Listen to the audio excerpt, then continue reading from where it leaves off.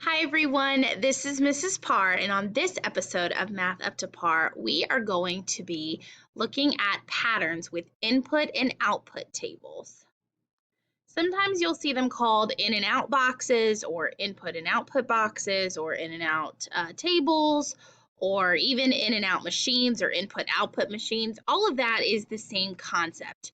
Okay, and so when you look at input and output boxes or machines or tables, those all follow a rule, just like numerical patterns do that are typically written in a list. Okay, so whatever goes in to the box, whatever goes in, when it comes out, something happens to that number, okay, and it changes when it comes out. So we're going to try it below here. So these are the numbers that are going in, okay, and sometimes you'll see your tables written straight across, sometimes they'll be vertical. Either way, look for the side that's in and then the other side that's out. So in is the number 2, and coming out is the number 14. And you'll notice I'm missing 3 numbers in my box, okay? But the only 2 that show me, back to back is this one and this one. So these show me a connection right here. So 2 goes in and out comes 14. 6 goes in and out comes 42. So it seems like the numbers are getting bigger. They are going up when they come out, okay? So that means that it's either an adding or a multiplying rule that is taking place.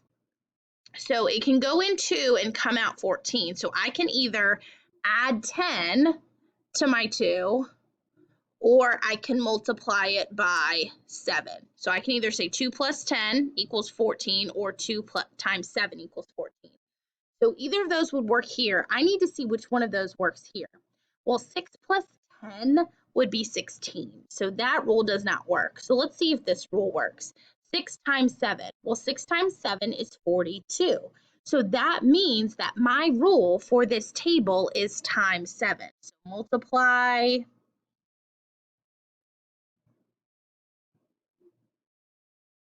by 7. Okay. So then I need to apply that rule to my other boxes. So 4 times 7 is 28. And 10 times 7 is 70. And then up here, I need to know what number goes up here. So I need to do the reverse. So if something times, so basically what I'm saying is blank times 7 is going to equal 56. So I know from my inverse relationships for my fact families that I can do 56 divided by 7, which equals 8. So that means 8 times 7 is 56. You might notice, oh, well, look at that. 2, 4, 6, 8, 10. And that's very true. You might notice that some input and output machines follow a rule, not just from in to out, but going down the columns, like all the in numbers follow the same rule. So that can give you a very good clue, but that doesn't guarantee that that's the right answer to go there. It's certainly a strategy you can use to help you, and you should use it to help you, but definitely check to make sure when you're looking at the other numbers, because these are going up by the same increment as well. They're just harder to see because it's not as common of a pattern as we're used to. So let's look at it for another one. So we have 45 and 9 and 55 and 11 to look at for these patterns. And you'll notice this goes from 45 down to 30, back up to 55. So these ones don't look like they follow a pattern going straight across the way these ones did. Okay, so just like I said before, this can be an indicator, but it's not guaranteed. So I'm going from 45 to 9 and 55 to 11, which means that when the numbers come out, they're going down, which means they're getting smaller. They are decreasing, which means my pattern is either subtraction or division. So I'm going to do the same thing. So I'm going to say, okay, well, 45 minus 9, if I subtract, I get 36. So that means I can do minus 36. My rule could either be minus 36, or my rule could be 45 divided. What can I divide 45 by to get 9? Well, I know that 9 times 5 is 45, so that means that 45 divided by 5 equals 9. So these are my two options. The rule for my pattern could either be minus 36 or dividing by 5. I need to see which of these rules matches this one over here. So I could do 55 minus 36. So let's try that. So I have 55 minus 36. And when I do that, I get 19, which is not the number down here. So let me try dividing it by 5. Well, if I have 55 divided by 5, that's going to equal 11. I know that because I know that 11 times 5 is 55. All right, so that means that my rule is dividing by 5.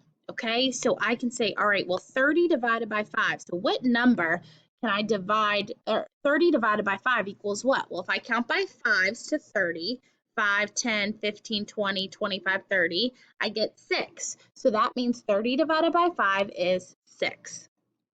25 divided by 5 is 5. Over here, I have the number 4.